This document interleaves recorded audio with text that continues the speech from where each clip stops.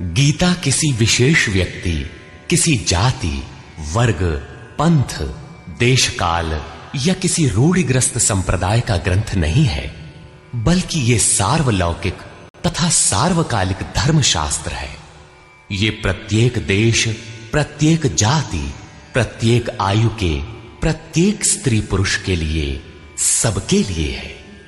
सचमुच गीता संपूर्ण मानव जाति का धर्मशास्त्र है और कितने गौरव की बात है कि गीता आपका धर्मशास्त्र है।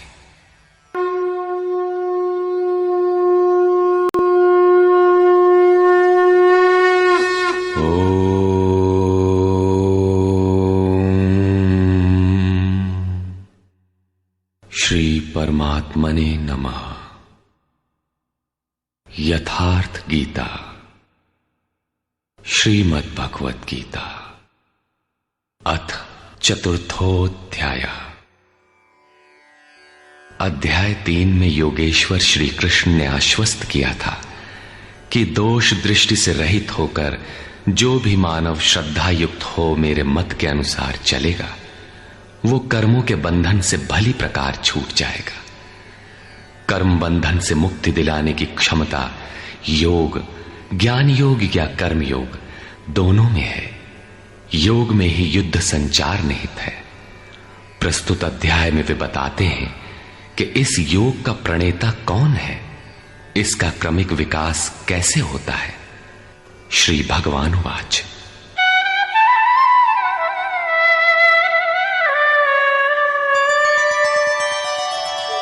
इमं विवस्वते योगं प्रोक्तवानहमव्ययम् विवस्वान्मनवे प्राह मनुरिक्ष्वाकवे ब्रवीत्। अर्जुन, मैंने इस अविनाशी योग को कल्प के आदि में विवस्वान अर्थात सूर्य के प्रति कहा। विवस्वान ने मनु से और मनु ने इक्ष्वाकु से कहा। किसने कहा? मैंने। श्री कृष्ण कौन थे? एक योगी, तत्व स्थित महापुरुष ही इस अविनाशी योग को कल्प के आरंभ में अर्थात भजन के आरंभ में विवस्वान अर्थात जो विवश हैं ऐसे प्राणियों से कहता है, सुरा में संचार कर देता है। यहां सूर्य एक प्रतीक है, क्योंकि सुरा में ही वो परम प्रकाश स्वरूप है और वहीं उसके पाने का विधान है। वास्तविक प्रकाशदाता अर्थात सूर्य वहीं है। ये योग अविनाशी है। योगेश्वर श्री कृष्ण ने कहा था कि इसमें आरंभ का नाश नहीं होता। इस योग का आरंभ भर कर दें तो ये पूर्णत्व दिलाकर ही शांत होता है। शरीर का कल्प औषधियों द्वारा होता है, किंतु आत्मा का भजन से होता है। भजन का आरंभ ही आत्मकल्प का आदि है। ये साधन भजन भी किसी महापुरुष की ही देन है। मोह निशा में अचेत आदिम मानव, जिसमें भजन का कोई संस्कार नहीं है, योग के विषय में जिसने कभी सोचा तक नहीं, ऐसा मनुष्य किसी महापुरुष को देखता है तो उनके दर्शन मात्र से, उनकी वाणी से, टूटी फूटी सेवा और सानिध्य से योग के संस्कार उसमें संचारित हो जाते हैं। गोस्वामी तुलसीदास जी इसी को कहते हैं, जे चितिये प्रभु जिन्ह प्रभु हेरे, ते सब भये परम पद जोगु। योगेश्वर श्री कृष्ण कहते हैं कि ये योग मैंने आरंभ में सूर्य से कहा। चक्षोः सूर्यो अजायत। महापुरुष के दृष्टि निक्षेप मात्र से योग के संस्कार सुरा में प्रसारित हो जाते हैं। स्वयं प्रकाश, स्ववश परमेश्वर का निवास सबके हृदय में है। सुरा अर्थात श्वास के निरोध से ही उसकी प्राप्ति का विधान है। सुरा में संस्कारों का सृजन ही सूर्य के प्रति कहना है। समय आने पर यह संस्कार मन में स्फुरित होगा। यही सूर्य का मन से कहना है। मन में स्फुरित होने पर महापुरुष के उस वाक्य के प्रति इच्छा जागृत हो जाएगी। यदि मन में कोई बात है तो उसे पाने की इच्छा अवश्य होगी, यही मनु का इक्ष्वाकु से कहना है। लालसा होगी कि वो नियत कर्म करें जो अविनाशी है, जो कर्म बंधन से मोक्ष दिलाता है। ऐसा है तो किया जाए, और आराधना गति पकड़ लेती है। गति पकड़कर ये योग कहां पहुंचाता है, इस पर कहते हैं, एवं परंपरा प्राप्तम् इमं राजर्षयो विदुः सकाले नेह महता योगो नष्टः परन्तप। इस प्रकार किसी महापुरुष द्वारा संस्कार रहित पुरुषों की सुरा में, सुरा से मन में, मन से इच्छा में, और इच्छा तीव्र होकर क्रियात्मक आचरण में ढलकर ये योग क्रमशः उत्थान करते करते राजर्षि श्रेणी तक पहुंच जाता है। उस अवस्था में जाकर विदित होता है। इस स्तर के साधक में रिद्धियों सिद्धियों का संचार होता है। वो योग इस महत्वपूर्ण काल में इसी लोक अर्थात शरीर में प्रायः नष्ट हो जाता है। इस सीमा रेखा को कैसे पार किया जाए? क्या इस विशेष स्थल पर पहुंचकर सभी नष्ट हो जाते हैं? श्री कृष्ण कहते हैं, नहीं, जो मेरा आश्रित है, मेरा प्रिय भक्त है, अनन्य सखा है, वो नष्ट नहीं होता।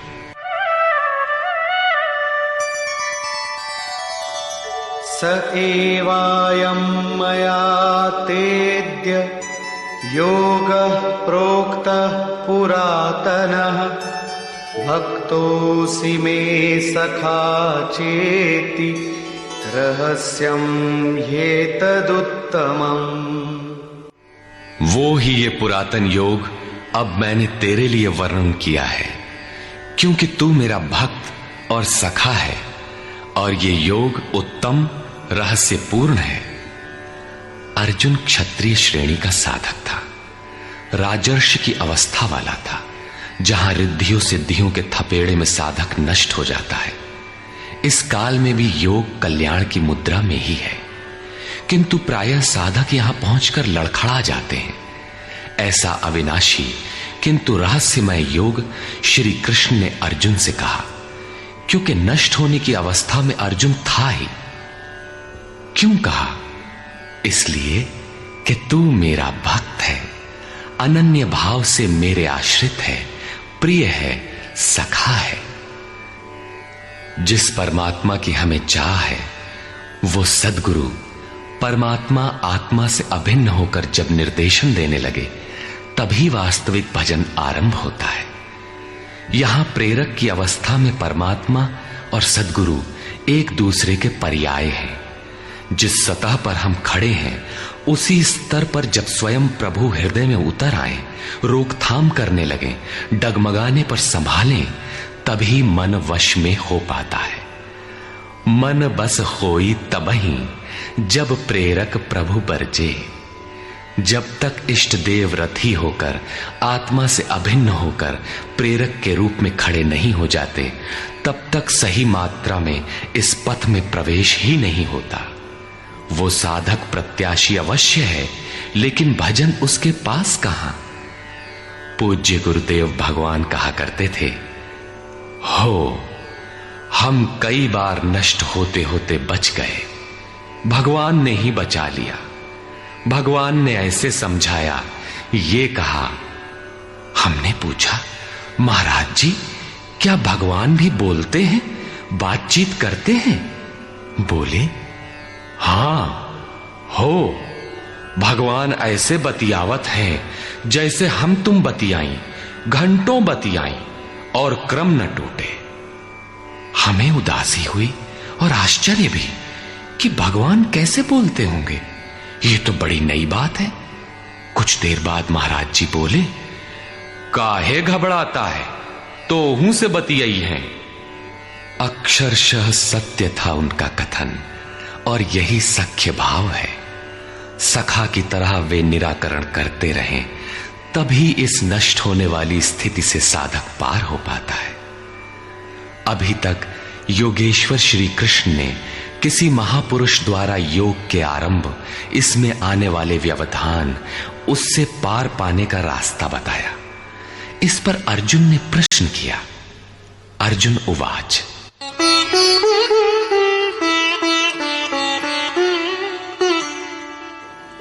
अपरं भवतो जन्म परं जन्म विवस्वतः कथमेतद्विजानीयाम् त्वमादौ प्रोक्तवानिति। भगवान, आपका जन्म तो अपरम अब हुआ है और मेरे अंदर सुरा का संचार बहुत पुराना है, तो मैं कैसे मान लूं कि इस योग को भजन के आदि में आपने ही कहा था। इस पर योगेश्वर श्री कृष्ण महाराज बोले। श्री भगवान वाच,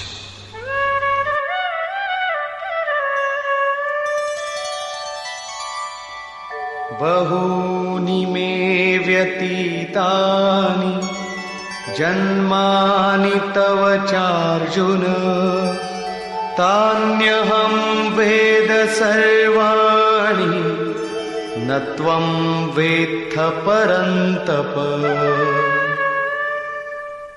अर्जुन, मेरे और तेरे बहुत से जन्म हो चुके हैं। हे परम तप, उन सबको तू नहीं जानता, किंतु मैं जानता हूं। साधक नहीं जानता, स्वरूपस्थ महापुरुष जानता है, अव्यक्त की स्थिति वाला जानता है। क्या आप सबकी तरह पैदा होते हैं? श्री कृष्ण कहते हैं, नहीं, स्वरूप की प्राप्ति शरीर प्राप्ति से भिन्न है। मेरा जन्म इन आंखों से नहीं देखा जा सकता। मैं अजन्मा, अव्यक्त, शाश्वत होते हुए भी शरीर के आधार वाला हूं। अवधू जीवत में कर आशा, मुए मुक्ति गुरु कहे स्वार्थी, झूठा दे विश्वासा। शरीर के रहते ही उस परम तत्व में प्रवेश पाया जाता है। लेश मात्र भी कमी है तो जन्म लेना पड़ता है। अभी तक अर्जुन श्री कृष्ण को अपने समान देहधारी समझता है। वो अंतरंग प्रश्न रखता है, क्या आपका जन्म वैसा ही है जैसा सबका है? क्या आप भी शरीरों की तरह पैदा होते हैं? श्री कृष्ण कहते हैं, अजोऽपि सन्नव्ययात्मा भूतानामीश्वरोऽपि सन् प्रकृतिं स्वामधिष्ठाय संभवाम्यात्ममायया। मैं विनाश रहित, पुनः जन्म रहित और समस्त प्राणियों के स्वर में संचारित होने पर भी अपनी प्रकृति को अधीन करके आत्म माया से प्रकट होता हूं। एक माया तो अविद्या है, जो प्रकृति में ही विश्वास दिलाती है, नीच एवं अधम योनियों का कारण बनती है। दूसरी माया है आत्म माया, जो आत्मा में प्रवेश दिलाती है, स्वरूप के जन्म का कारण बनती है। इसी को योग माया भी कहते हैं, जिससे हम विलग हैं। उस शाश्वत स्वरूप से ये जोड़ती है, मिलन कराती है। उस आत्मिक प्रक्रिया द्वारा मैं अपनी त्रिगुणमयी प्रकृति को अधीन करके ही प्रकट होता हूं। प्रायः लोग कहते हैं कि भगवान का अवतार होगा तो दर्शन कर लेंगे। श्री कृष्ण कहते हैं कि ऐसा कुछ नहीं होता कि कोई दूसरा देख सके। स्वरूप का जन्म पिंड रूप में नहीं होता। श्री कृष्ण कहते हैं, योग साधना द्वारा, आत्म माया द्वारा अपनी त्रिगुणमयी प्रकृति को स्ववश करके मैं क्रमशः प्रकट होता हूं। लेकिन किन परिस्थितियों में? यदा यदा हि धर्मस्य ग्लानिर्भवति भारत अभ्युत्थानमधर्मस्य तदात्मानं सृजाम्यहम्। हे अर्जुन, जब जब परम धर्म परमात्मा के लिए हृदय ग्लानि से भर जाता है, जब अधर्म की वृद्धि से भाविक पार पाते नहीं देखता, तब मैं आत्मा को रचने लगता हूं। जब आपका हृदय अनुराग से पूरित हो जाए, उस शाश्वत धर्म के लिए गदगद गिरा नयन बह नीरा की स्थिति आ जाए, जब प्रयत्न करके भी अनुरागी अधर्म का पार नहीं पाता, ऐसी परिस्थिति में मैं अपने स्वरूप को रचता हूं। अर्थात भगवान का आविर्भाव केवल अनुरागी के लिए है और यह अवतार किसी भाग्यवान साधक के अंतराल में होता है। आप प्रकट होकर करते क्या हैं? परित्राणाय साधूनां विनाशाय च दुष्कृतां धर्म संस्थापनार्थाय संभवामि युगे युगे। अर्जुन, साधूनां परित्राणाय परम साध्य एकमात्र परमात्मा है, जिसे साध लेने पर कुछ भी साधना शेष नहीं रह जाती।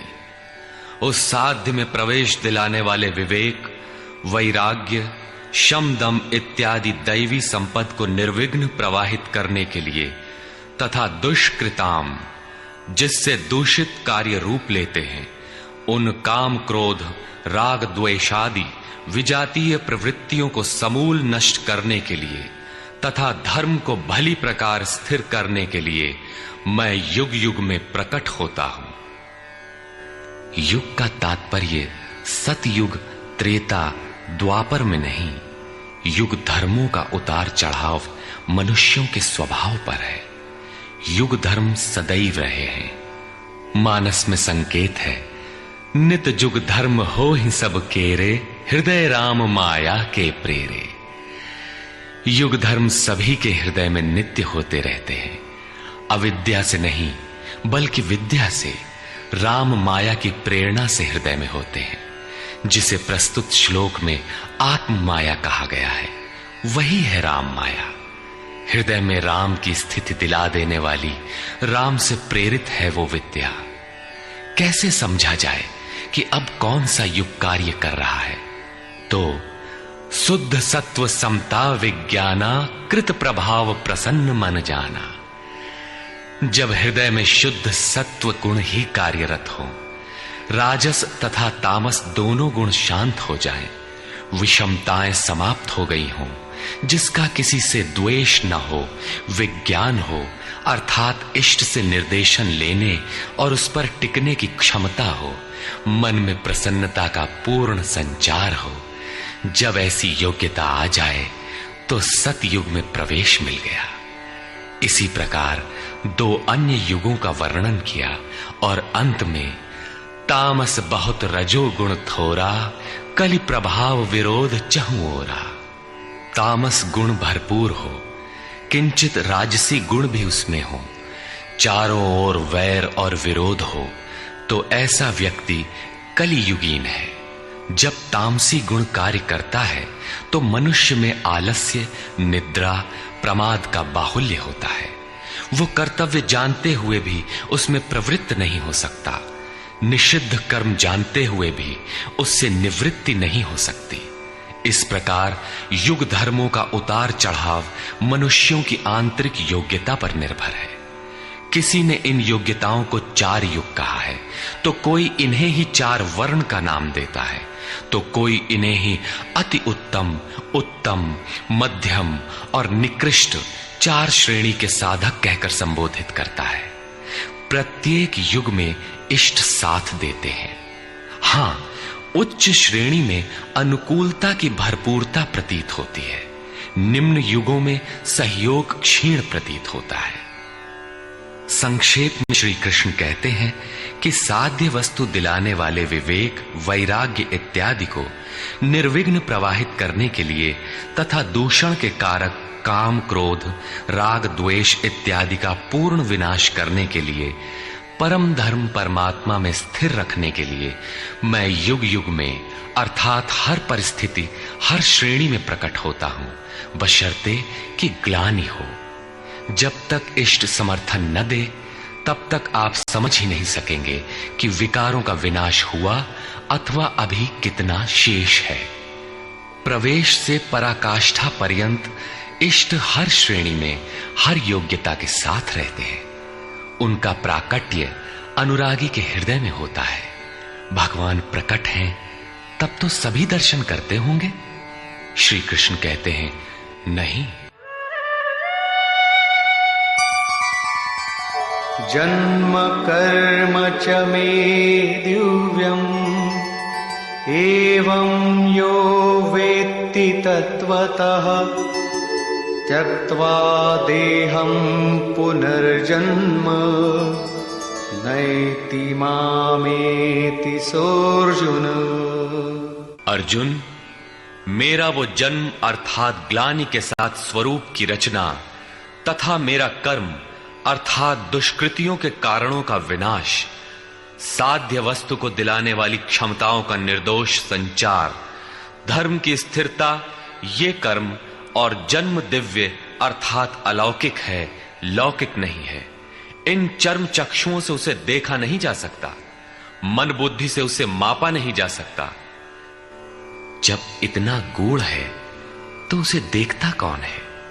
केवल यो वेत्ति तत्वतः, केवल तत्वदर्शी ही मेरे इस जन्म और कर्म को देखता है और मेरा साक्षात करके वो पुनर्जन्म को नहीं प्राप्त होता बल्कि मुझे प्राप्त होता है। जब तत्वदर्शी ही भगवान के जन्म और कार्य को देख पाता है तो लोग लाखों की संख्या में भीड़ लगाए क्यों खड़े हैं कि कहीं अवतार होगा तो दर्शन करेंगे।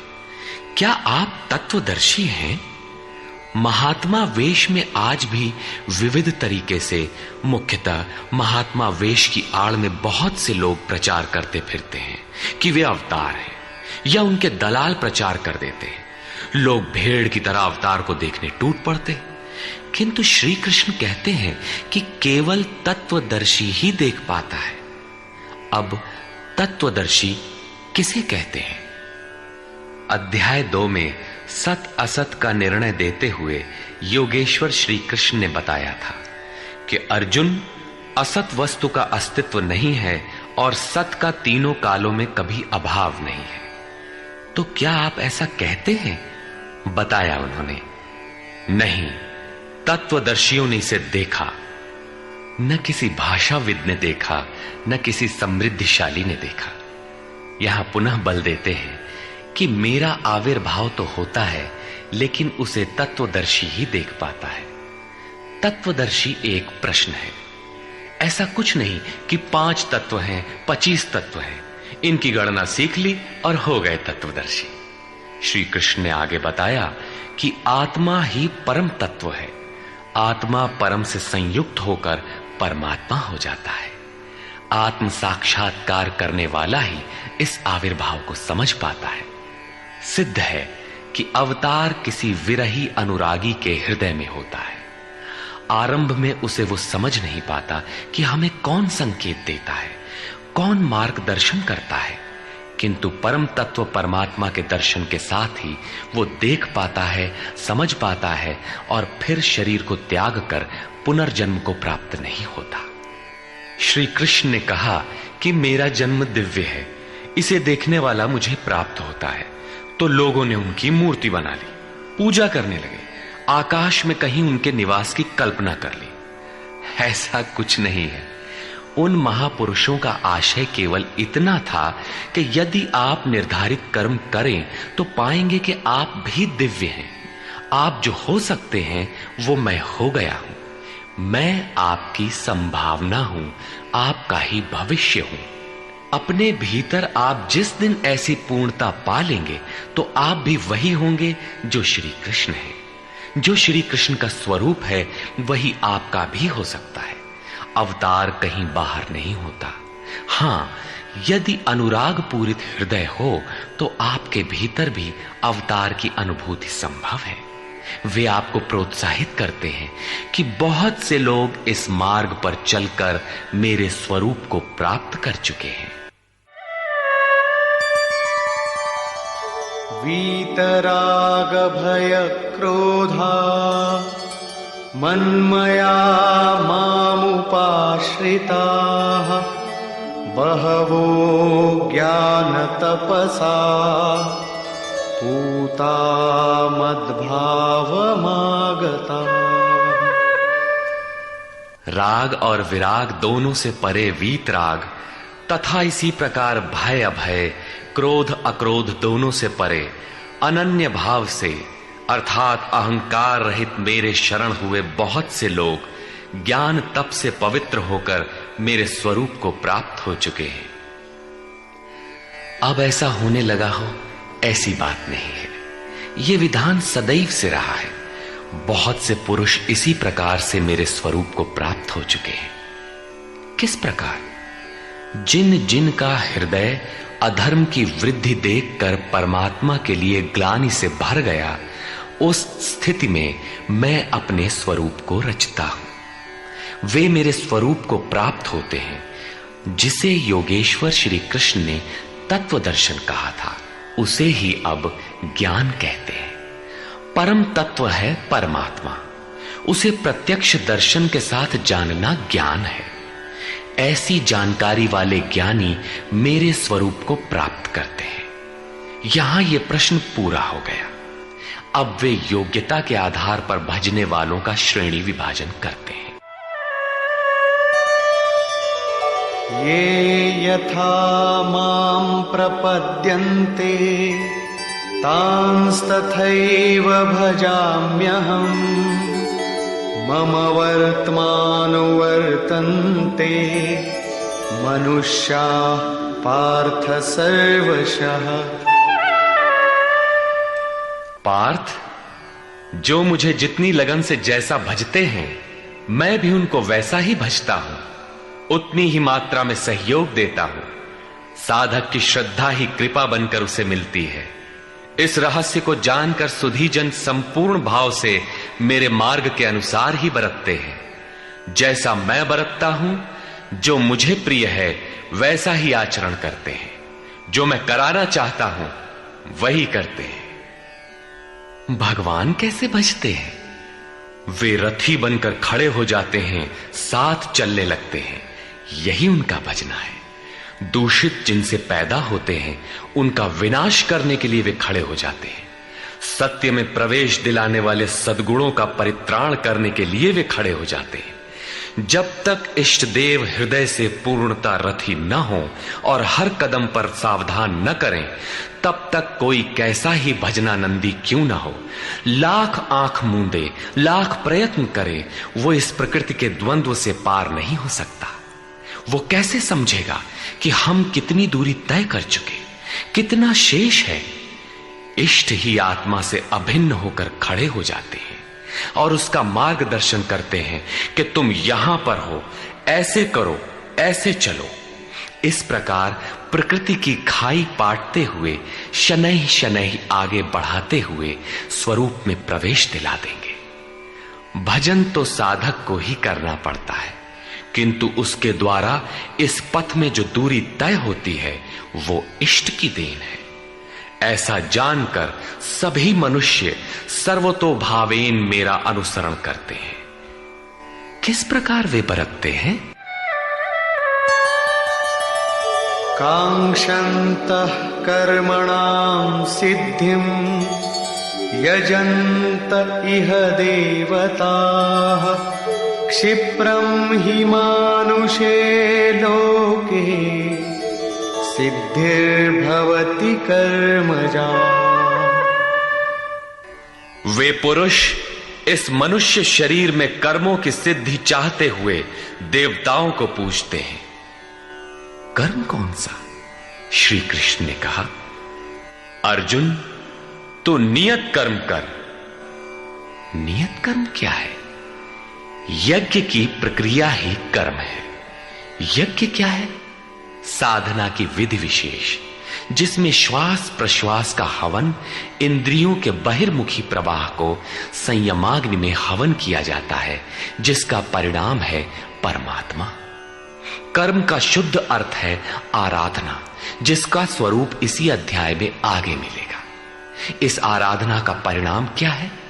संसिद्धिम, परम सिद्धि परमात्मा यान्ति ब्रह्म सनातनम, शाश्वत ब्रह्म में प्रवेश, परम नैष्कर्म्य की स्थिति। श्री कृष्ण कहते हैं, मेरे अनुसार बरतने वाले लोग इस मनुष्य लोक में कर्म के परिणाम परम नैष्कर्म्य सिद्धि के लिए देवताओं को पूजते हैं, अर्थात दैवी संपत्ति को बलवती बनाते हैं। तीसरे अध्याय में उन्होंने बताया था कि इस यज्ञ द्वारा तुम देवताओं की वृद्धि करो, दैवी संपद को बलवती बनाओ। ज्यों ज्यों हृदय देश में वो दैवी संपद उन्नत होगी, त्यों ही त्यों तुम्हारी उन्नति होगी। इस प्रकार परस्पर उन्नति करते हुए परम श्रेय को प्राप्त हो जाओ। अंत तक उन्नति करते जाने की ये अंतःक्रिया है। इसी पर बल देते हुए श्री कृष्ण कहते हैं कि मेरे अनुकूल बरतने वाले लोग इस मनुष्य शरीर में कर्मों की सिद्धि चाहते हुए दैवी संपत्ति को बलवती बनाते हैं, जिससे वो नैष्कर्म्य सिद्धि शीघ्र ही होती है। वो असफल नहीं होती, सफल ही होती है। शीघ्र का तात्पर्य, क्या कर्म में प्रवृत्ति होते ही तत्क्षण ये परम सिद्धि मिल जाती है? श्री कृष्ण कहते हैं, नहीं, इस सोपान पर क्रमशः चढ़ने का विधान है। कोई छलांग लगाकर भावातीत ध्यान जैसा चमत्कार नहीं होता।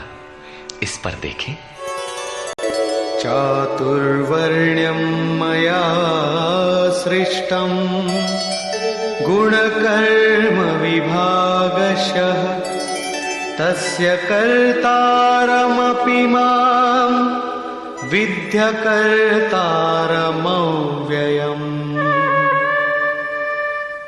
अर्जुन, चातुर्वर्ण्यम मया सृष्टम, 4 वर्णों की रचना मैंने की। तो क्या मनुष्यों को 4 भागों में बांट दिया? श्री कृष्ण कहते हैं, नहीं, गुण कर्म विभागशः, गुणों के माध्यम से कर्म को 4 भागों में बांटा। गुण एक पैमाना है, मापदंड है। तामसी गुण होगा तो आलस्य, निद्रा, प्रमाद, कर्म में न प्रवृत्त होने का स्वभाव, जानते हुए भी अकर्तव्य से निवृत्ति न हो पाने की विवशता रहेगी।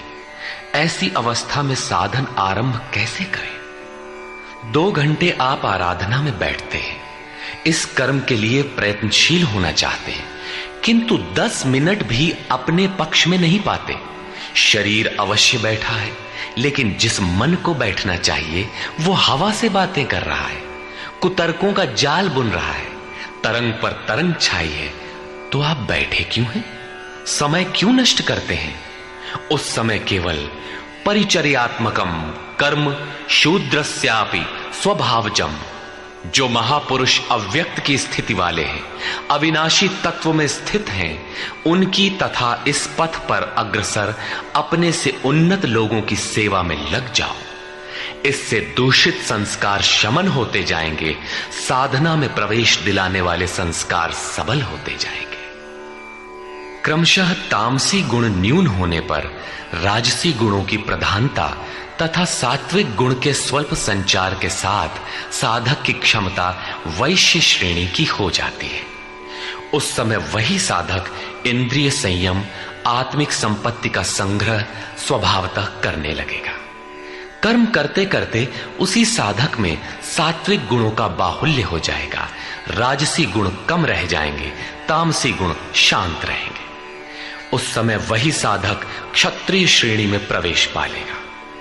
शौर्य, कर्म में प्रवृत्त रहने की क्षमता, पीछे न हटने का स्वभाव, सब भावों पर स्वामी भाव, प्रकृति के तीनों गुणों को काटने की क्षमता उसके स्वभाव में ढल जाएगी। वही कर्म और सूक्ष्म होने पर मात्र सात्विक गुण कार्यरत रह जाने पर मन का शमन, इंद्रियों का दमन, एकाग्रता, सरलता, ध्यान, समाधि, ईश्वरीय निर्देश, आस्तिकता इत्यादि ब्रह्म में प्रवेश दिलाने वाली स्वाभाविक क्षमता के साथ वही साधक ब्राह्मण श्रेणी का कहा जाता है। ये ब्राह्मण श्रेणी के कर्म की निम्नतम सीमा है। जब वही साधक ब्रह्म में स्थित हो जाता है, उस अंतिम सीमा में वो स्वयं में न ब्राह्मण रहता है, न क्षत्रिय, न वैश्य, न शूद्र, किंतु दूसरों के मार्गदर्शन हेतु वही ब्राह्मण है। कर्म एक ही है, नियत कर्म आराधना। अवस्था भेद से इसी कर्म को ऊंची नीची 4 सीढ़ियों में बांटा। किसने बांटा? किसी योगेश्वर ने बांटा। अव्यक्त स्थिति वाले महापुरुष ने बांटा। उसके कर्ता मुझ अविनाशी को अकर्ता ही जान। क्यों?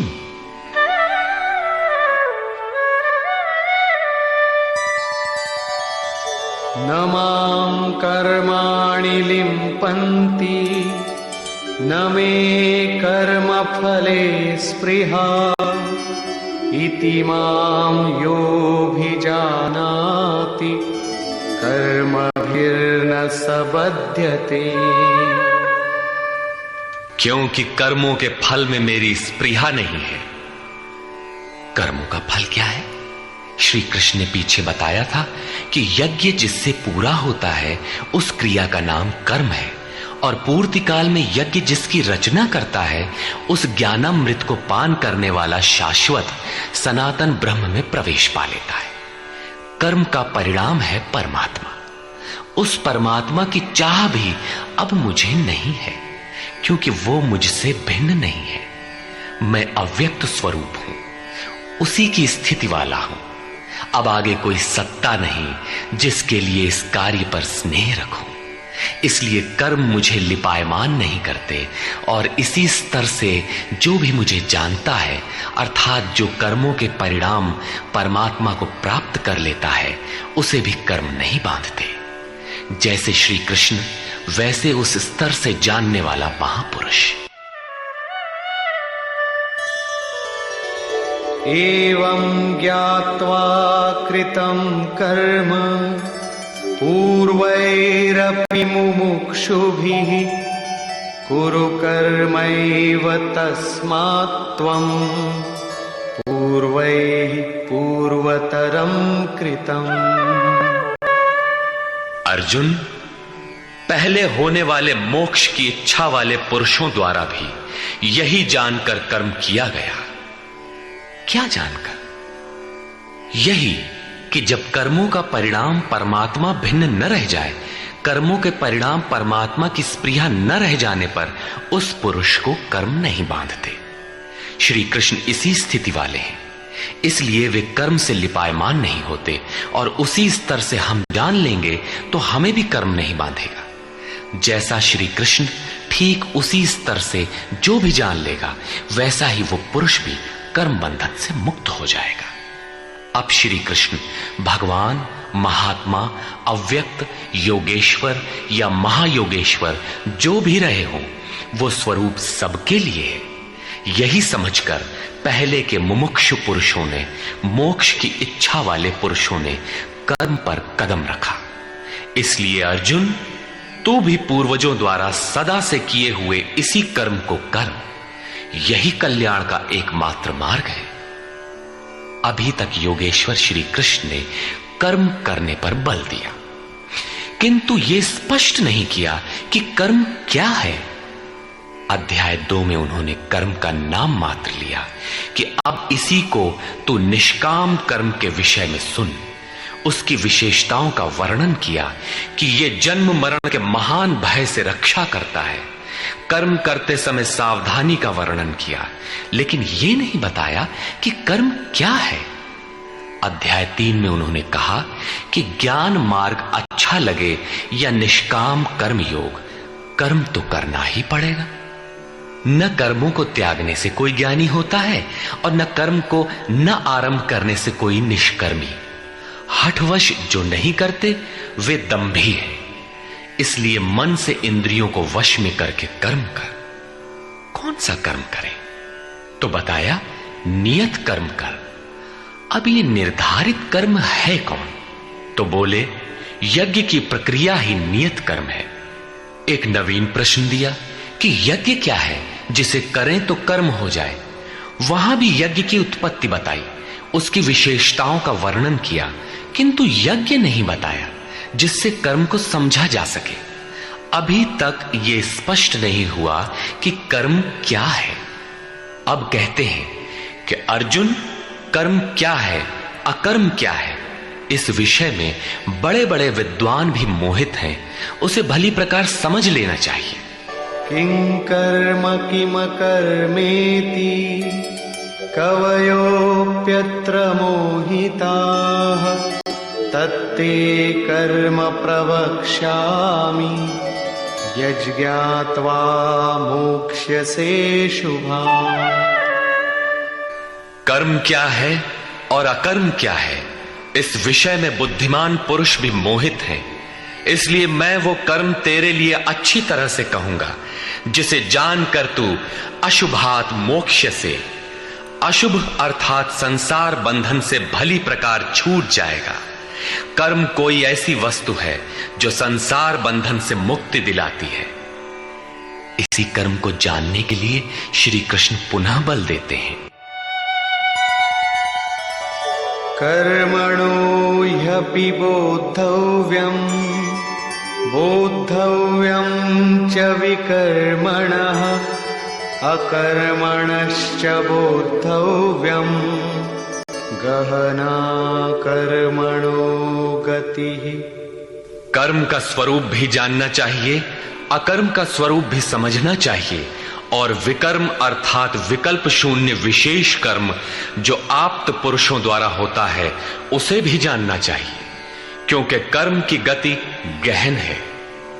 कतिपय लोगों ने विकर्म का अर्थ निषिद्ध कर्म, मन लगाकर किया गया कर्म इत्यादि किया है। वस्तुतः यहां वि उपसर्ग विशिष्टता का द्योतक है। प्राप्ति के पश्चात महापुरुषों के कर्म विकल्प शून्य होते हैं। आत्मस्थित, आत्मतृप्त, आत्मकाम महापुरुषों को न तो कर्म करने से कोई लाभ है और न छोड़ने से कोई हानि ही है। फिर भी वे पीछे वालों के हित के लिए कर्म करते हैं। ऐसा कर्म विकल्प शून्य है, विशुद्ध है, और यही कर्म विकर्म कहलाता है।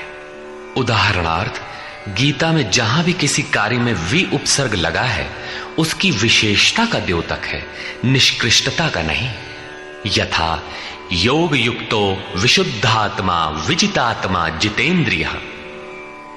अभी आपने विकर्म देखा, रहा कर्म और अकर्म, जिसे अगले श्लोक में समझने का प्रयास करें।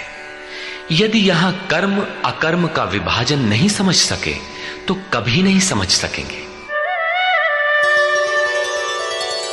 कर्मण्यकर्म यः पश्येत् अकर्मणि च कर्म यः स बुद्धिमान् मनुष्येषु स युक्तः कृत्स्न कर्म कृत्।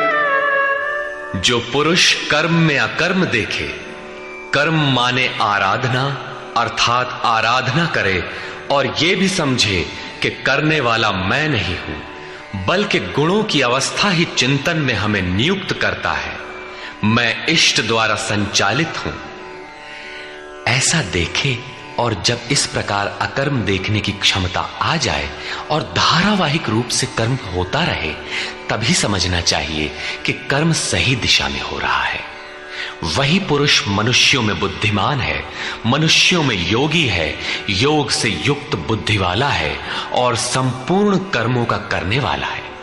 उसके द्वारा कर्म करने में लेश मात्र भी त्रुटि नहीं रह जाती।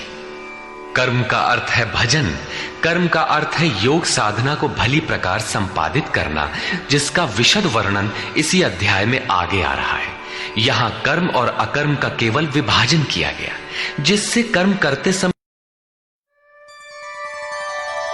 यस्य सर्वे समारंभाः कामसंकल्पवर्जिताः ज्ञानाग्निदग्धकर्माणम् तमाहुः पंडितं बुधाः। अर्जुन, यस्य सर्वे समारंभाः, जिस पुरुष के द्वारा संपूर्णता से आरंभ की हुई क्रिया काम संकल्प वर्जिता क्रमशः उत्थान होते होते इतनी सूक्ष्म हो गई कि वासना और मन के संकल्प विकल्प से ऊपर उठ गई। कामना और संकल्पों का निरोध होना मन की विजेतावस्था है।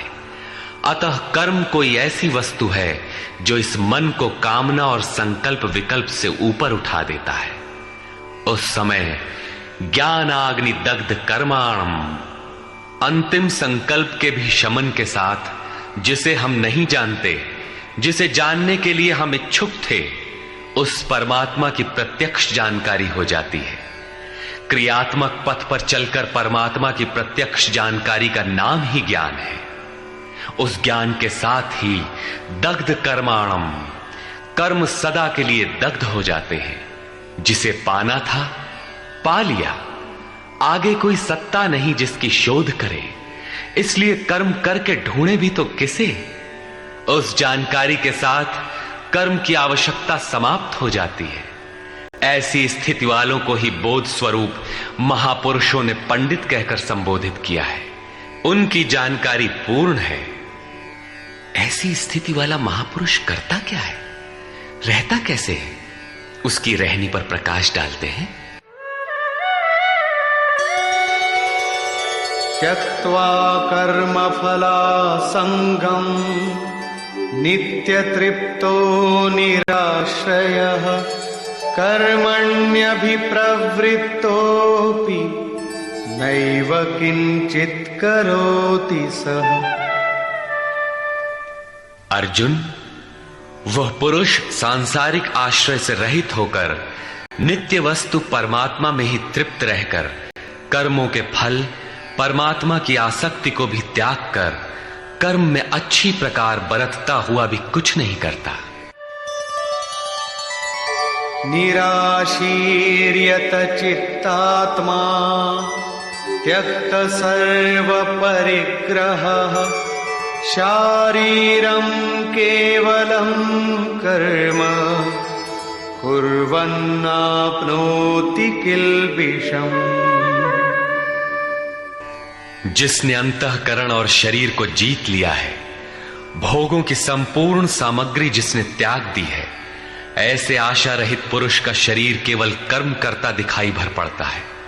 वस्तुतः वो करता धरता कुछ नहीं, इसलिए पाप को प्राप्त नहीं होता। वो पूर्णत्व को प्राप्त है, इसलिए आवागमन को प्राप्त नहीं होता।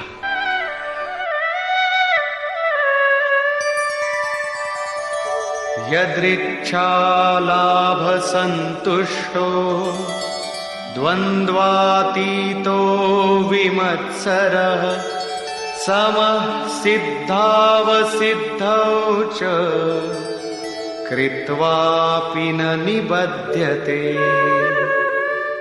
अपने आप जो कुछ भी प्राप्त हो उसी में संतुष्ट रहने वाला, सुख दुख राग द्वेष और हर्ष शोकादि द्वंद्वों से परे, विमत्सरः ईर्ष्या रहित तथा सिद्धि और असिद्धि में समभाव वाला पुरुष कर्मों को करके भी नहीं बंधता। सिद्धि अर्थात जिसे पाना था वो अब भिन्न नहीं है और वो कभी विलग भी नहीं होगा, इसलिए असिद्धि का भी भय नहीं है। इस प्रकार सिद्धि और असिद्धि में समभाव वाला पुरुष कर्म करके भी नहीं बंधता। कौन सा कर्म वो करता है? वही नियत कर्म, यज्ञ की प्रक्रिया। इसी को दोहराते हुए कहते हैं,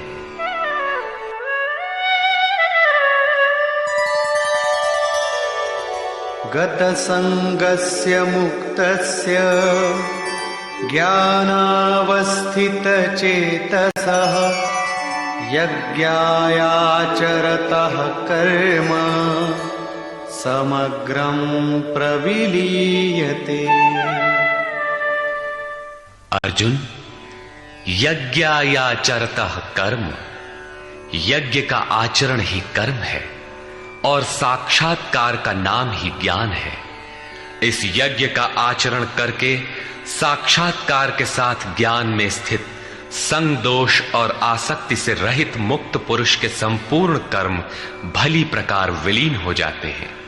वे कर्म कोई परिणाम उत्पन्न नहीं कर पाते, क्योंकि कर्मों का फल परमात्मा उनसे भिन्न नहीं रह गया। अब फल में कौन सा फल लगेगा, इसलिए उन मुक्त पुरुषों को अपने लिए कर्म करने की आवश्यकता समाप्त हो जाती है। फिर भी लोक संग्रह के लिए वे कर्म करते ही हैं और करते हुए भी वे इन कर्मों से लिप्त नहीं होते। जब करते हैं तो लिप्त क्यों नहीं होते? इस पर कहते हैं, ब्रह्मार्पणं ब्रह्महविः ब्रह्माग्नौ ब्रह्मणाहुतं ब्रह्मैव तेन गन्तव्यं ब्रह्म कर्म समाधिना। ऐसे मुक्त पुरुष का समर्पण ब्रह्म है, हवि ब्रह्म है, अग्नि भी ब्रह्म ही है।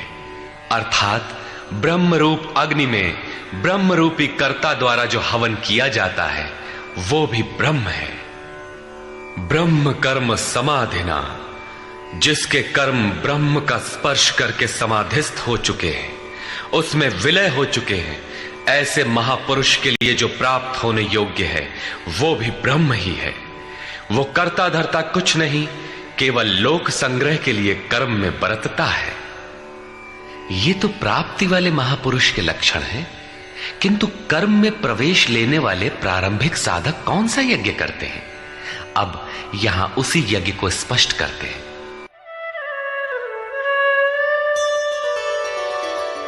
दैवमेवापरे यज्ञं योगिनः पर्युपासते ब्रह्माग्नावपरे यज्ञं यज्ञेनैवोपजुह्वति। गत श्लोक में योगेश्वर श्री कृष्ण ने परमात्म स्थित महापुरुषों के यज्ञ का निरूपण किया, किंतु दूसरे योगी जो अभी उस तत्व में स्थित नहीं हुए हैं, क्रिया में प्रवेश करने वाले हैं, वे आरंभ कहां से करें? इस पर कहते हैं कि दूसरे योगी लोग दैवम यज्ञम अर्थात दैवी संपद को अपने हृदय में बलवती बनाते हैं, जिसके लिए ब्रह्मा का निर्देश था कि इस यज्ञ द्वारा तुम लोग देवताओं की उन्नति करो। ज्यों-ज्यों हृदय देश में दैवी संपद अर्जित होगी, वही तुम्हारी प्रगति होगी और क्रमशः परस्पर उन्नति करके परम श्रेय को प्राप्त करो। दैवी संपद को हृदय देश में बलवती बनाना प्रवेशिका श्रेणी के योगियों का यज्ञ है। वो दैवी संपद अध्याय 16 के आरंभिक 3 श्लोकों में वर्णित है। जो हैं तो सब में केवल महत्वपूर्ण कर्तव्य समझकर उनकी जागृति करें, उनमें लगे। इन्हीं को इंगित करते हुए योगेश्वर ने कहा कि अर्जुन, तू शोक मत कर, क्योंकि तू दैवी संपद को प्राप्त हुआ है। तू मुझ में निवास करेगा, मेरे ही शाश्वत स्वरूप को प्राप्त करेगा, क्योंकि ये दैवी संपद परम कल्याण के लिए ही है। और इसके विपरीत आसुरी संपद नीच और अधम योनियों का कारण है। इसी आसुरी संपद का हवन होने लगता है, इसलिए ये यज्ञ है और यहीं से यज्ञ का आरंभ है।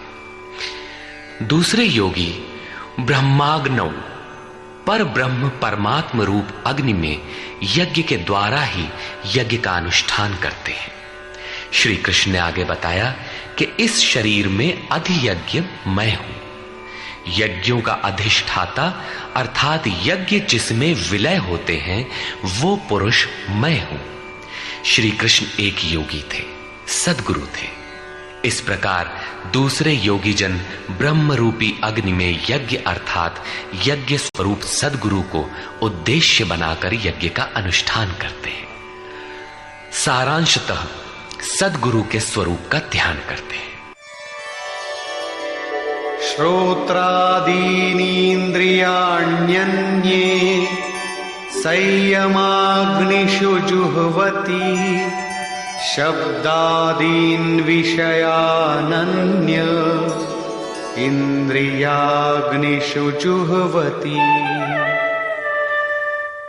अन्य योगी जन श्रोत्रादिक अर्थात श्रोत्र, नेत्र, त्वचा, जिह्वा, नासिका सब इंद्रियों को संयम रूपी अग्नि में हवन करते हैं, अर्थात इंद्रियों को विषयों से समेटकर संयत कर लेते हैं। यहां आग नहीं जलती। जैसे अग्नि में डालने से हर वस्तु भस्मसात हो जाती है, ठीक इसी प्रकार संयम ही एक अग्नि है जो इंद्रियों के संपूर्ण बहिर्मुखी प्रवाह को दग्ध कर देता है। दूसरे योगी लोग शब्दादिक अर्थात शब्द, स्पर्श, रूप, रस और गंध विषयों को इंद्रिय रूपी अग्नि में हवन कर देते हैं, अर्थात उनका आशय बदलकर साधना परक बना लेते हैं। साधक को संसार में रहकर ही तो भजन करना है। सांसारिक लोगों के भले बुरे शब्द उससे टकराते ही रहते हैं। विषयोत्तेजक ऐसे शब्दों को सुनते ही साधक उनके आशय को योग, वैराग्य सहायक, वैराग्योत्तेजक भावों में बदलकर इंद्रिय रूपी अग्नि में हवन कर देते हैं। जैसे कि एक बार अर्जुन अपने चिंतन में रत था, अकस्मात उसके कर्ण कुहरों में संगीत लहरी झंझना उठी। उसने सिर उठाकर देखा तो उर्वशी खड़ी थी जो एक वेश्या थी। सभी उसके रूप पर मुग्ध हो झूम रहे थे, किंतु अर्जुन ने उसे स्नेहिल दृष्टि से मातृवत देखा। उस शब्द रूप से मिलने वाले विकार विलीन हो गए, इंद्रियों के अंतराल में ही समाहित हो गए। यहां इंद्रिय ही अग्नि है। अग्नि में डाली हुई वस्तु जैसे भस्मसात हो जाती है, उसी प्रकार आशय बदलकर इष्ट के अनुकूल ढाल लेने पर विषयोत्तेजक रूप, रस, गंध, स्पर्श और शब्द भी भस्म हो जाते हैं। साधक पर कुप्रभाव नहीं डाल पाते। साधक इन शब्दादिकों में रुचि नहीं लेता, इन्हें ग्रहण नहीं करता। इन श्लोकों में अपरे, अन्य शब्द एक ही साधक की ऊंची नीची अवस्थाएं हैं। एक ही यज्ञकर्ता का ऊंचा नीचा स्तर है, न कि अपरे अपरे कहने से कोई अलग अलग यज्ञ। सर्वाणि इंद्रियकर्माणि प्राणकर्माणि चापरे आत्मसंयमयोगाग्नौ जुह्वति ज्ञानदीपिते। अभी तक योगेश्वर ने जिस यज्ञ की चर्चा की उसमें क्रमशः दैवी संपत्ति को अर्जित किया जाता है। इंद्रियों की संपूर्ण चेष्टाओं का संयम किया जाता है। बलात् विषयोत्तेजक शब्दादिकों के टकराने पर भी उनका आशय बदलकर उनसे बचा जाता है। इससे उन्नत अवस्था होने पर दूसरे योगी जन संपूर्ण इंद्रियों की चेष्टाओं तथा प्राण के व्यापार को साक्षात्कार सहित ज्ञान से प्रकाशित परमात्म स्थिति रूपी योगाग्नि में हवन करते हैं। जब संयम की पकड़ आत्मा के साथ तद्रूप हो जाती है, प्राण और इंद्रियों का व्यापार भी शांत हो जाता है, उस समय विषयों को उद्दीप्त करने वाली और इष्ट में प्रवृत्ति दिलाने वाली दोनों धाराएं आत्मसात हो जाती हैं। परमात्मा में स्थिति मिल जाती है, यज्ञ का परिणाम निकल आता है। ये है यज्ञ की पराकाष्ठा। जिस परमात्मा को पाना था उसी में स्थिति आ गई तो शेष क्या रहा। पुनः योगेश्वर श्री कृष्ण यज्ञ को भली प्रकार समझाते हैं। द्रव्ययज्ञास्तपो यज्ञा योगयज्ञास्तथा परे स्वाध्यायज्ञानयज्ञाश्च यतयः संशितव्रता। अनेक लोग द्रव्य यज्ञ करते हैं, अर्थात आत्मपथ में महापुरुषों की सेवा में पत्र पुष्प अर्पण करते हैं। वे समर्पण के साथ महापुरुषों की सेवा में द्रव्य लगाते हैं। श्री कृष्ण आगे कहते हैं कि भक्ति भाव से पत्र पुष्प फल जल जो कुछ भी मुझे देता है उसे मैं खाता हूं और उसका परम कल्याण सृजन करने वाला होता हूं। यह भी यज्ञ ही है। हर आत्मा की सेवा करना, भूले हुए को आत्मपथ पर लाना द्रव्य यज्ञ है, क्योंकि प्राकृतिक संस्कारों को जलाने में समर्थ हैं। इसी प्रकार कई पुरुष तपोयज्ञ, स्वधर्म पालन में इंद्रियों को तपाते हैं, अर्थात स्वभाव से उत्पन्न क्षमता के अनुसार यज्ञ की निम्न और उन्नत अवस्थाओं के बीच तपते हैं। इसी पथ की अल्पज्ञता में पहली श्रेणी का साधक शूद्र परिचर्या द्वारा, वैश्य दैवी संपद के संग्रह द्वारा, क्षत्रिय काम क्रोधादि के उन्मूलन द्वारा और ब्राह्मण ब्रह्म में प्रवेश की योग्यता के स्तर से इंद्रियों को तपाता है। सबको एक जैसा परिश्रम करना पड़ता है। वास्तव में यज्ञ एक ही है, अवस्था के अनुसार ऊंची नीची श्रेणियां गुजरती जाती है। पूज्य महाराज जी कहते थे, मन सहित इंद्रियों और शरीर को लक्ष्य के अनुरूप तपाना ही तप कहलाता है। ये लक्ष्य से दूर भागेंगे, इन्हें समेट कर उधर ही लगाओ। अनेक पुरुष योग यज्ञ का आचरण करते हैं। प्रकृति में भटकती हुई आत्मा का प्रकृति से परे परमात्मा से मिलन का नाम योग है। योग की परिभाषा अध्याय 6/23 में दृष्टव्य है। सामान्यतः दो वस्तुओं का मिलन योग कहलाता है। कागज से कलम मिल गया, थाली और मेज मिल गए तो क्या योग हो गया? नहीं, ये तो पंचभूतों से निर्मित पदार्थ है, एक ही है, दो कहां? दो प्रकृति और पुरुष हैं। प्रकृति में स्थित आत्मा अपने ही शाश्वत रूप परमात्मा में प्रवेश पा जाता है तो प्रकृति पुरुष में विलीन हो जाती है। यही योग है। अतः अनेक पुरुष इस मिलन में सहायक शम, दम इत्यादि नियमों का भली प्रकार आचरण करते हैं। योग यज्ञ करने वाले तथा अहिंसादि तीक्ष्ण व्रतों से युक्त यत्नशील पुरुष स्वाध्याय ज्ञान यज्ञाश्च, स्वयं का अध्ययन, स्वरूप का अध्ययन करने वाले ज्ञान यज्ञ के कर्ता है। यहां योग के अंगों अर्थात यम, नियम, आसन, प्राणायाम, प्रत्याहार, धारणा, ध्यान और समाधि, इनको अहिंसादि तीक्ष्ण व्रतों से निर्दिष्ट किया गया है। अनेक लोग स्वाध्याय करते हैं। पुस्तक पढ़ना तो स्वाध्याय का आरंभिक स्तर मात्र है। विशुद्ध स्वाध्याय है स्वयं का अध्ययन, जिससे स्वस्वरूप की उपलब्धि होती है, जिसका परिणाम है ज्ञान अर्थात साक्षात्कार। यज्ञ का अगला चरण बताते हैं। अपाने जुह्वति प्राणम, प्राणे पानम तथा परे, प्राणापान गतिरुद्ध्वा प्राणायाम परायणा। बहुत से योगी अपान वायु में प्राण वायु का हवन करते हैं और उसी प्रकार प्राण वायु में अपान वायु का हवन करते हैं। इससे सूक्ष्म अवस्था हो जाने पर अन्य योगी जन प्राण और अपान दोनों की गति रोककर प्राणायाम के परायण हो जाते हैं। जिसे श्री कृष्ण प्राणापान कहते हैं उसी को महात्मा बुद्ध अनापान कहते हैं। इसी को उन्होंने श्वास प्रश्वास भी कहा है। प्राण वो श्वास है जिसे आप भीतर खींचते हैं और अपान वो श्वास है जिसे आप बाहर छोड़ते हैं। योगियों की अनुभूति है कि आप श्वास के साथ बाह्य वायुमंडल के संकल्प भी ग्रहण करते हैं और प्रश्वास में इसी प्रकार आंतरिक भले बुरे चिंतन की लहर फेंकते रहते हैं। बाह्य किसी संकल्प का ग्रहण न करना प्राण का हवन है तथा भीतर संकल्पों को न उठने देना अपान का हवन है। न भीतर से किसी संकल्प का स्फुरण हो और न ही बाह्य दुनिया में चलने वाले चिंतन अंदर क्षोभ उत्पन्न कर पाए। इस प्रकार प्राण और अपान दोनों की गति सम हो जाने पर प्राणों का याम अर्थात निरोध हो जाता है। यही प्राणायाम है। ये मन की विजितावस्था है। प्राणों का रुकना और मन का रुकना एक ही बात है। प्रत्येक महापुरुष ने इस प्रकरण को लिया है।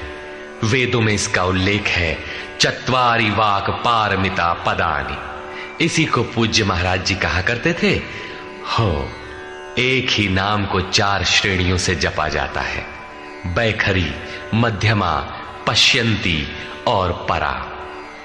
बैखरी उसे कहते हैं जो व्यक्त हो जाए, नाम का इस प्रकार उच्चारण हो कि आप सुने और बाहर कोई बैठा हो तो उसे भी सुनाई पड़े।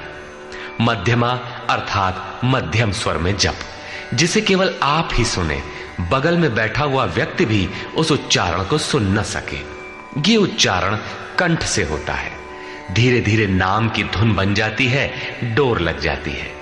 साधना और सूक्ष्म हो जाने पर पश्यंती अर्थात नाम देखने की अवस्था आ जाती है। फिर नाम को जपा नहीं जाता, यही नाम श्वास में ढल जाता है। मन को दृष्टा बनाकर खड़ा कर दें, देखते बर रहें कि सांस कहती क्या है, सांस आती है कब, बाहर निकलती है कब, कहती है क्या। महापुरुषों का कहना है कि यह सांस नाम के सिवाय और कुछ कहती ही नहीं। साधक नाम का जप नहीं करता, केवल उससे उठने वाली धुन को सुनता है, सांस को देखता भर है, इसलिए इसे पश्यंती कहते हैं। पश्यंती में मन को दृष्टा के रूप में खड़ा करना पड़ता है, किंतु साधन और उन्नत हो जाने पर सुनना भी नहीं पड़ता। एक बार सुरत लगा भर दे, स्वतः सुनाई देगा। जपय न जपावे अपने से आवे, न स्वयं जपो न मन को सुनने के लिए बाध्य करो, और जप चलता रहे। इसी का नाम है अजपा। ऐसा नहीं कि जप प्रारंभ ही न करें और आ गई अजपा। यदि किसी ने जप नहीं प्रारंभ किया तो अजपा नाम की कोई वस्तु भी उसके पास नहीं होगी। अजपा का अर्थ है हम न जपें किंतु जाप हमारा साथ न छोड़े। एक बार सुरत का कांटा लगा भर दें तो जप प्रवाहित हो जाए और अनवरत चलता रहे। इस स्वाभाविक जप का नाम है अजपा, और यही है परावाणी का जप। यह प्रकृति से परे तत्व परमात्मा में प्रवेश दिलाती है। इसके आगे वाणी में कोई परिवर्तन नहीं है। परम का दिग्दर्शन करा के उसी में विलीन हो जाती है, इसलिए इसे परा कहते हैं। मन श्वास के साथ जुड़ा है। जब श्वास पर दृष्टि है, श्वास में नाम ढल चुका है, भीतर से न तो किसी संकल्प का उत्थान है और न बाह्य वायुमंडल के संकल्प भीतर प्रवेश कर पाते हैं। यही मन पर विजय की अवस्था है। इसी के साथ यज्ञ का परिणाम निकल आता है। अपरे नियताहाराः प्राणान् प्राणेषु जुह्वति सर्वेप्येते यज्ञविदो यज्ञक्षपितकल्मषाः। दूसरे नियमित आहार करने वाले प्राण को प्राणों में ही हवन करते हैं। पूज्य महाराज जी कहा करते थे कि योगी का आहार दृढ़, आसन दृढ़ और निद्रा दृढ़ होनी चाहिए। आहार विहार पर नियंत्रण बहुत आवश्यक है। ऐसे अनेक योगी प्राण को प्राण में ही हवन कर देते हैं, अर्थात श्वास लेने पर ही ध्यान केंद्रित रखते हैं, प्रश्वास पर ध्यान नहीं देते। सांस आई तो सुना ओम, पुनः सांस आई तो ओम सुनते रहें। इस प्रकार यज्ञों द्वारा नष्ट पाप वाले ये सभी पुरुष यज्ञ के जानकार हैं। इन निर्दिष्ट विधियों में से यदि कहीं से भी करते हैं तो वे सभी यज्ञ के ज्ञाता हैं। अब यज्ञ का परिणाम बताते हैं।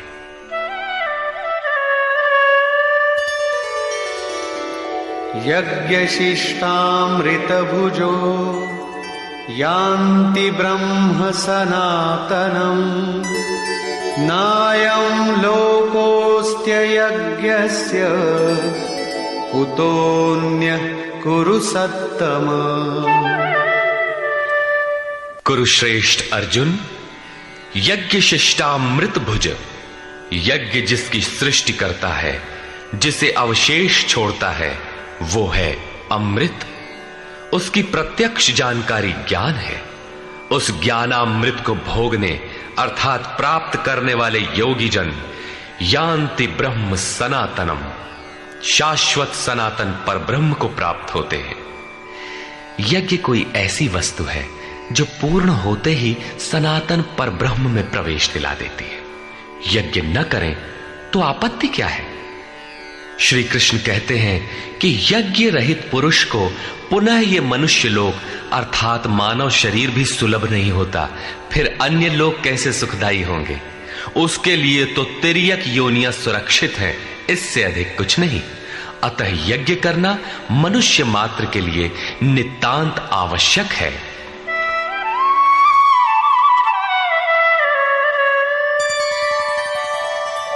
एवं बहुविधा यज्ञा वितता ब्रह्मणो मुखे कर्मजान् विद्धितान् सर्वान् एवं ज्ञात्वा विमोक्ष्यसे। इस प्रकार उपर्युक्त बहुत प्रकार के यज्ञ वेद की वाणी में कहे गए हैं, ब्रह्म के मुख से विस्तारित है। प्राप्ति के पश्चात महापुरुषों के शरीर को परब्रह्म धारण कर लेता है। ब्रह्म से अभिन्न अवस्था वाले उन महात्माओं की बुद्धि मात्र यंत्र होती है, उनके द्वारा वो ब्रह्म ही बोलता है। उसकी वाणी में इन यज्ञों का विस्तार किया गया है। इन सब यज्ञों को तू कर्मजान विद्धि, कर्म से उत्पन्न हुआ जान। यही पहले भी कहे आए हैं, यज्ञः कर्म समुद्भवः। उन्हें इस प्रकार क्रियात्मक चलकर जान लेने पर, जैसा अभी बताया था, यज्ञ करके जिनका पाप नष्ट हो चुका हो वही यज्ञ के यथार्थ ज्ञाता है। अतः अर्जुन, तू विमोक्ष्य से, संसार बंधन से पूर्णतः छूट जाएगा। यहां योगेश्वर ने कर्म को स्पष्ट कर दिया। वो हरकत कर्म है जिससे उपर्युक्त यज्ञ पूर्ण होते हैं। अब यदि दैवी संपत्ति का अर्जन, सद्गुरु का ध्यान, इंद्रियों का संयम, श्वास का प्रश्वास में हवन, प्रश्वास का श्वास में हवन, प्राणापान की गति का निरोध खेती करने से होता हो, व्यापार, नौकरी या राजनीति करने से होता हो, तो आप करिए। यज्ञ तो ऐसी क्रिया है जो पूर्ण होते ही तत्क्षण परब्रह्म में प्रवेश दिला देती है। बाह्य किसी भी कार्य से आप तत्क्षण ब्रह्म में प्रवेश पा जाते हो तो कीजिए। वस्तुतः ये सब के सब यज्ञ चिंतन की अंतः क्रियाएं हैं, आराधना का चित्रण है जिससे आराध्य देव विदित होता है। यज्ञ उस आराध्य तक की दूरी तय करने की निर्धारित प्रक्रिया विशेष है। ये यज्ञ श्वास प्रश्वास, प्राणायाम इत्यादि जिस क्रिया से संपन्न होते हैं उस कार्य प्रणाली का नाम कर्म है। कर्म का शुद्ध अर्थ है आराधना, चिंतन। प्रायः लोग कहते हैं कि संसार में कुछ भी किया जाए हो गया कर्म, कामना से रहित होकर कुछ भी करते जाओ हो गया निष्काम कर्मयोग। कोई कहता है कि अधिक लाभ के लिए विदेशी वस्त्र बेचते हैं तो आप सकामी हैं, देश सेवा के लिए स्वदेशी बेचें तो हो गया निष्काम कर्मयोग। निष्ठापूर्वक नौकरी करें, हानि लाभ की चिंता से मुक्त होकर व्यापार करें, हो गया निष्काम कर्मयोग। जय पराजय की भावना से मुक्त होकर युद्ध करें, चुनाव लड़ें, हो गए निष्कर्मी। मरोगे तो मुक्ति हो जाएगी। वस्तुतः ऐसा कुछ भी नहीं है। योगेश्वर श्री कृष्ण ने स्पष्ट शब्दों में बताया कि इस निष्काम कर्म में निर्धारित क्रिया एक ही है, व्यवसायात्मिका बुद्धि रेकेह कुरु नंदन। अर्जुन, तू निर्धारित कर्म को कर। यज्ञ की प्रक्रिया ही कर्म है। यज्ञ क्या है? श्वास प्रश्वास का हवन, इंद्रियों का संयम, यज्ञ स्वरूप महापुरुष का ध्यान, प्राणायाम, प्राणों का निरोध।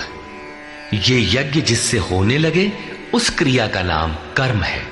संपूर्ण गीता में एक भी श्लोक ऐसा नहीं है जो सांसारिक कार्य व्यापारों का समर्थन करता हो।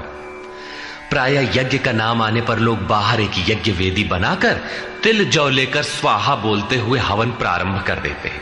ये एक धोखा है। द्रव्य यज्ञ दूसरा है जिसे श्री कृष्ण ने कई बार कहा, किंतु पशु बलि, वस्तुदाह इत्यादि से इसका कोई संबंध नहीं है।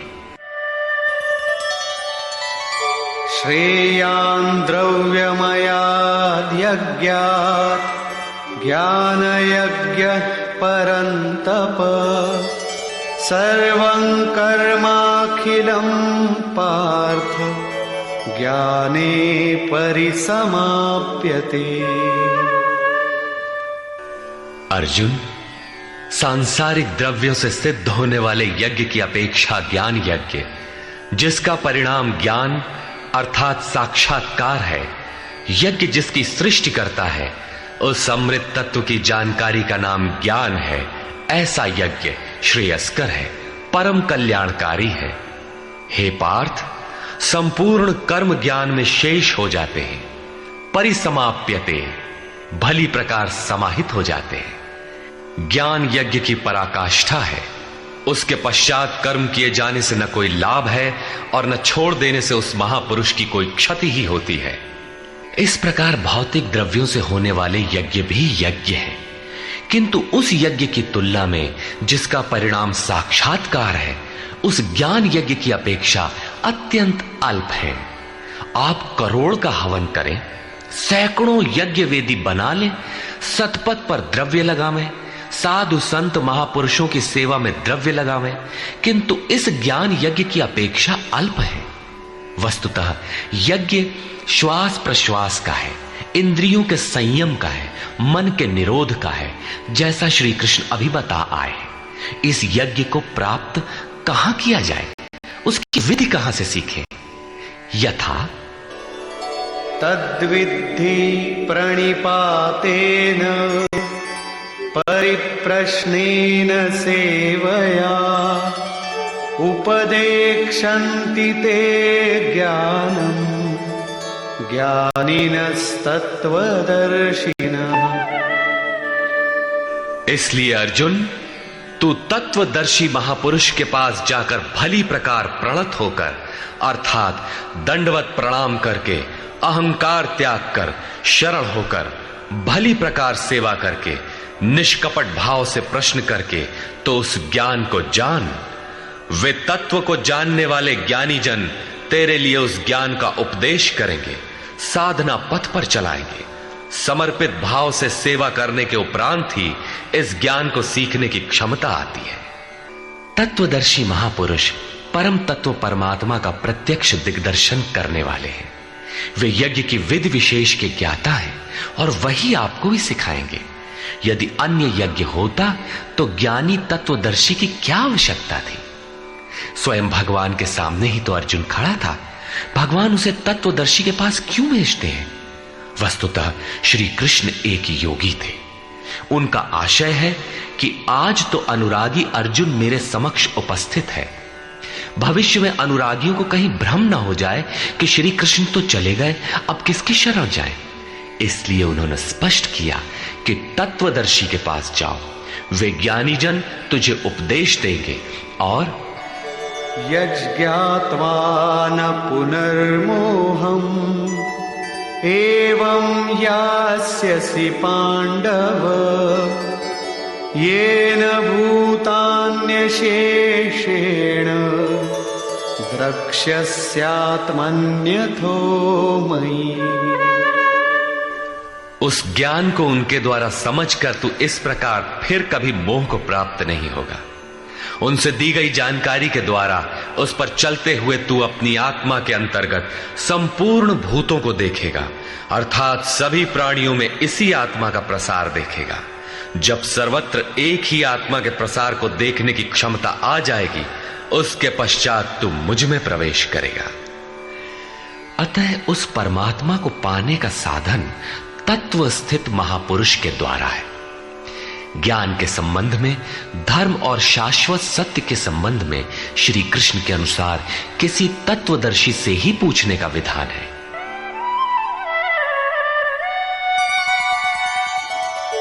अपि चेदसि पापेभ्यः सर्वेभ्यः पापकृत्तमः सर्वं ज्ञानप्लवेनैव वृजिनं संतरिष्यसि। यदि तू सब पापियों से भी अधिक पाप करने वाला है, तब भी ज्ञान रूपी नौका द्वारा सभी पापों से निसंदेह भली प्रकार तर जाएगा। इसका आशय आप ये न लगा ले कि अधिक से अधिक पाप करके कभी भी तर जाएंगे। श्री कृष्ण का आशय मात्र यही है कि कहीं आप भ्रम में न रहे कि हम तो बड़े पापी हैं, हमसे पार नहीं लगेगा। ऐसी कोई गुंजाइश न निकाल लें। इसलिए श्री कृष्ण प्रोत्साहन और आश्वासन देते हैं कि सब पापियों के पापों के समूह से भी अधिक पाप करने वाला हो, फिर भी तत्वदर्शियों से प्राप्त ज्ञान रूपी नौका द्वारा तू निसंदेह संपूर्ण पापों को अच्छी प्रकार पार कर जाएगा। किस प्रकार? यथैधांसि समिद्धोऽग्निः भस्मसात् कुरुतेऽर्जुन ज्ञानाग्निः सर्वकर्माणि भस्मसात् कुरुते तथा।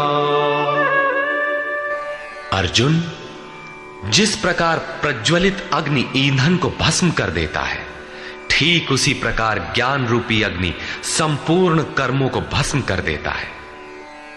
यह ज्ञान की प्रवेशिका नहीं है जहां से यज्ञ में प्रवेश मिलता है, वरन यह ज्ञान अर्थात साक्षात्कार की पराकाष्ठा का चित्रण है, जिसमें पहले विजातीय कर्म भस्म होते हैं और फिर प्राप्ति के साथ चिंतन कर्म भी उसी में विलय हो जाते हैं। जिसे पाना था पा लिया, अब आगे चिंतन कर किसे ढूंढे? ऐसा साक्षात्कार वाला ज्ञानी संपूर्ण शुभाशुभ कर्मों का अंत कर लेगा। वो साक्षात्कार होगा कहां? बाहर होगा अथवा भीतर? इस पर कहते हैं,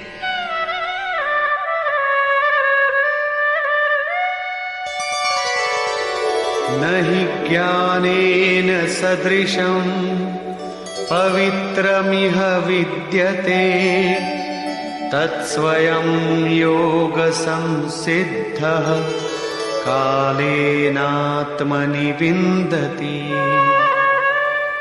इस संसार में ज्ञान के समान पवित्र करने वाला निसंदेह कुछ भी नहीं है।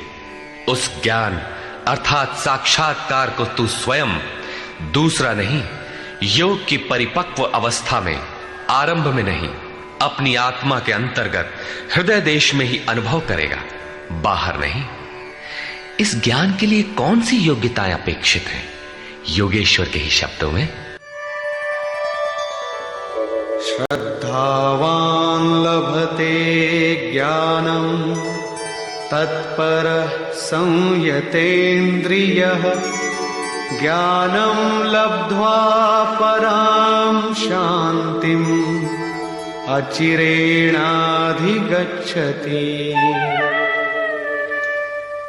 श्रद्धावान, तत्पर तथा संयतेंद्रिय पुरुष ही ज्ञान प्राप्त कर पाता है। भावपूर्वक जिज्ञासा नहीं है तो तत्वदर्शी की शरण जाने पर भी ज्ञान नहीं प्राप्त होता। केवल श्रद्धा ही पर्याप्त नहीं है, श्रद्धावान शिथिल प्रयत्न भी हो सकता है। अतः महापुरुष द्वारा निर्दिष्ट पथ पर तत्परता से अग्रसर होने की लगन आवश्यक है। इसके साथ ही संपूर्ण इंद्रियों का संयम अनिवार्य है। जो वासनाओं से विरत नहीं है उसके लिए साक्षात्कार अर्थात ज्ञान की प्राप्ति कठिन है। केवल श्रद्धावान आचरणरत संयतेंद्रिय पुरुष ही ज्ञान प्राप्त करता है। ज्ञान को प्राप्त कर वो तत्क्षण परम शांति को प्राप्त हो जाता है, जिसके पश्चात कुछ भी पाना शेष नहीं रहता।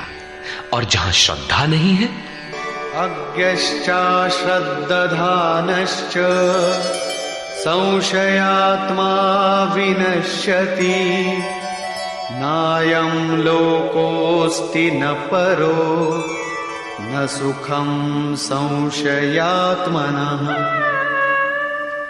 अज्ञानी जो यज्ञ के विधि विशेष से अनभिज्ञ है एवं श्रद्धा रहित तथा संशय युक्त पुरुष इस परमार्थ पथ से भ्रष्ट हो जाता है। उनमें भी संशय युक्त पुरुष के लिए न तो सुख है, न पुनः मनुष्य शरीर है और न परमात्मा ही। अतः तत्वदर्शी महापुरुष के पास जाकर इस पथ के संशयों का निवारण कर लेना चाहिए, अन्यथा वे वस्तु का परिचय कभी नहीं पाएंगे। फिर पाता कौन है? योग संन्यस्त कर्माणं ज्ञान संच्छिन्न संशयम् आत्मवन्तं न कर्माणि निबध्नन्ति धनंजय। जिसके कर्म योग द्वारा भगवान में समाहित हो चुके हैं, जिसका संपूर्ण संशय परमात्मा की प्रत्यक्ष जानकारी द्वारा नष्ट हो गया है, परमात्मा से संयुक्त ऐसे पुरुष को कर्म नहीं बांधते। योग के द्वारा ही कर्मों का शमन होगा, ज्ञान से ही संशय नष्ट होगा। इसीलिए श्री कृष्ण कहते हैं,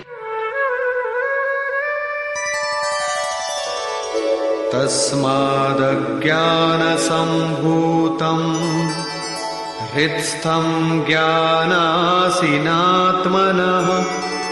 चित्वैनं संशयं योगम् आतिष्ठोत्तिष्ठ भारत। इसलिए भरतवंशी अर्जुन, तू योग में स्थित हो और अज्ञान से उत्पन्न हुए हृदय में स्थित अपने संशय को ज्ञान रूपी तलवार से काट युद्ध के लिए खड़ा हो। जब साक्षात्कार में बाधक संशय शत्रु मन के भीतर है तो बाहर कोई किसी से क्यों लड़ेगा? वस्तुतः जब आप चिंतन पथ पर अग्रसर होते हैं तब संशय से उत्पन्न बाह्य प्रवृत्तियां बाधा के रूप में स्वाभाविक है। ये शत्रु के रूप में भयंकर आक्रमण करती है। संयम के साथ यज्ञ की विधि विशेष का आचरण करते हुए इन विकारों का पार पाना ही युद्ध है, जिसका परिणाम परम शांति है। यही अंतिम विजय है, जिसके पीछे हार नहीं है। निष्कर्ष, इस अध्याय के आरंभ में योगेश्वर श्री कृष्ण ने कहा कि इस योग को आरंभ में मैंने सूर्य के प्रति कहा, सूर्य ने मनु से और मनु ने इक्ष्वाकु के प्रति कहा और उनसे राजर्षियों ने जाना। मैंने अथवा अव्यक्त स्थिति वाले ने कहा। महापुरुष भी अव्यक्त स्वरूप वाला ही है। शरीर तो उसके रहने का मकान मात्र है। ऐसे महापुरुष की वाणी में परमात्मा ही प्रवाहित होता है। ऐसे किसी महापुरुष से योग सूर्य द्वारा संचारित होता है। उस परम प्रकाश रूप का प्रसार सुरा के अंतराल में होता है, इसलिए सूर्य के प्रति कहा। श्वास में संचारित होकर वे संस्कार रूप में आ गए। सुरा में संचित रहने पर समय आने पर वही मन में संकल्प बनकर आ जाता है। उसकी महत्ता समझने पर मन में उस वाक्य के प्रति इच्छा जागृत होती है और योग कार्य रूप ले लेता है। क्रमशः उत्थान करते करते यह योग रिद्धियों सिद्धियों की राजर्षित्व श्रेणी तक पहुंचने पर नष्ट होने की स्थिति में जा पहुंचता है। किंतु जो प्रिय भक्त हैं, अनन्य सखा हैं, उसे महापुरुष ही संभाल लेते हैं। अर्जुन के प्रश्न करने पर कि आपका जन्म तो अब हुआ है, योगेश्वर श्री कृष्ण ने बताया, अव्यक्त, अविनाशी, अजन्मा और संपूर्ण भूतों में प्रवाहित होने पर भी आत्म माया योग प्रक्रिया द्वारा अपनी त्रिगुणमयी प्रकृति को वश में करके मैं प्रकट होता हूं। प्रकट होकर करते क्या है? साध्य वस्तुओं को परित्राण देने तथा जिनसे दूषित उत्पन्न होते हैं उनका विनाश करने के लिए, परम धर्म परमात्मा को स्थिर करने के लिए मैं आरंभ से पूर्ति पर्यंत पैदा होता हूं। मेरा वह जन्म और कर्म दिव्य है, उसे केवल तत्वदर्शी ही जान पाते हैं। भगवान का आविर्भाव तो कलयुग की अवस्था में ही हो जाता है। यदि सच्ची लगन हो किंतु आरंभिक साधक समझ ही नहीं पाता कि यह भगवान बोल रहे हैं या यूं ही संकेत मिल रहे हैं। आकाश से कौन बोलता है? महाराज जी बताते थे कि जब भगवान कृपा करते हैं, आत्मा से रथी हो जाते हैं, तो खंबे से, वृक्ष से, पत्ते से, शून्य से, हर स्थान से बोलते और संभालते हैं। उत्थान होते होते जब परम तत्व परमात्मा विदित हो जाए, तभी स्पर्श के साथ ही वो स्पष्ट समझ पाता है। इसलिए अर्जुन, मेरे उस स्वरूप को तत्वदर्शियों ने देखा और मुझे जानकर वे तत्क्षण मुझ में ही प्रविष्ट हो जाते हैं, जहां से पुनः आवागमन में नहीं आते। इस प्रकार उन्होंने भगवान के आविर्भाव की विधि को बताया कि वह किसी अनुरागी के हृदय में होता है, बाहर कदापि नहीं। श्री कृष्ण ने बताया, मुझे कर्म नहीं बांधते और इस स्तर से जो जानता है उसे भी कर्म नहीं बांधते। यही समझकर मुमुक्षु पुरुषों ने कर्म का आरंभ किया था कि उस स्तर से जानेंगे तो जैसे श्री कृष्ण, वैसा ही उस स्तर से जानने वाला वह पुरुष, और जान लेने पर वैसा ही वह मुमुक्ष अर्जुन। यह उपलब्धि निश्चित है यदि यज्ञ किया जाए। यज्ञ का स्वरूप बताया, यज्ञ का परिणाम परम तत्व परम शांति बताया। इस ज्ञान को पाया कहां जाए? इस पर किसी तत्वदर्शी के पास जाने और उन्हें विधियों से पेश आने को कहा, जिससे वे महापुरुष अनुकूल हो जाए। योगेश्वर ने स्पष्ट किया कि वह ज्ञान तो स्वयं आचरण करके पाएगा, दूसरे के आचरण से तुझे नहीं मिलेगा। वह भी योग की सिद्धि के काल में प्राप्त होगा, प्रारंभ में नहीं। वह ज्ञान अर्थात साक्षात्कार हृदय देश में होगा, बाहर नहीं। श्रद्धालु, तत्पर, संयतेंद्रिय एवं संशय रहित पुरुष ही इसे प्राप्त करता है। अतः हृदय में स्थित अपने संशय को वैराग्य की तलवार से काट। यह हृदय देश की लड़ाई है। बाह्य युद्ध से गीतोक्त युद्ध का कोई प्रयोजन नहीं है। इस अध्याय में योगेश्वर श्री कृष्ण ने मुख्य रूप से यज्ञ का स्वरूप स्पष्ट किया और बताया कि यज्ञ जिससे पूरा होता है उसे करने अर्थात कार्य प्रणाली का नाम कर्म है। कर्म को भली प्रकार इसी अध्याय में स्पष्ट किया। अतः ओम तत्सदिति श्रीमद् भगवद गीता सूपनिषत्सु ब्रह्म विद्यायाम योग शास्त्रे श्री कृष्णा अर्जुन संवादे यज्ञ कर्म स्पष्टीकरण नाम चतुर्थो अध्याय। इस प्रकार स्वामी अड़गड़ानंद कृत श्रीमद् भगवद गीता के भाष्य यथार्थ गीता का चौथा अध्याय पूर्ण होता है।